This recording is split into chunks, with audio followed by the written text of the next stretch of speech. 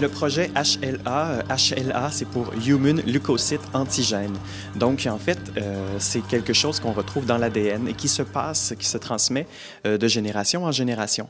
Donc, c'est un peu une image que l'auteur a voulu prendre pour faire en sorte de faire comprendre que c'est difficile de se départir des traumatismes des générations précédentes. C'est un projet hybride dans le sens que le projet HLA porte en lui la musique électronique. Donc, le nom complet, c'est le projet HLA, Tragédie techno. Donc, dans la structure même de l'écriture, l'auteur a décidé d'inscrire du sampling, donc des scènes qui reviennent à répétition en boucle.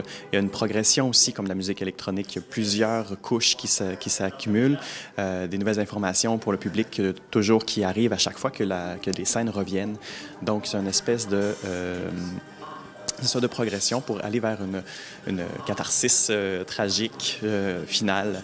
Puis, donc, on est vraiment entre tragédie grecque et musique électronique, vidéoclip un peu aussi. On travaille énormément avec le média, la vidéo. Donc, on a la vidéo, c'est ça, la musique, les éclairages et tout ça pour venir appuyer cette espèce d'accumulation qu'il y a dans le texte. C'est un peu ce que j'ai travaillé, en fait, dans la structure même de la pièce, dans la dramaturgie.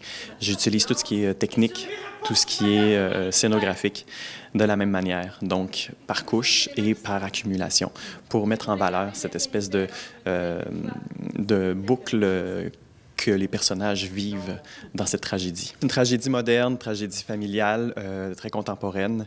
Le ton est quelque chose de très poétique aussi dans la manière, dans l'écriture. Et ça met en valeur, en fait, toute l'intériorité de ces personnages-là qui sont incapables de se défaire, en fait, de ces traumatismes-là qu'ils ont vécu dans le passé.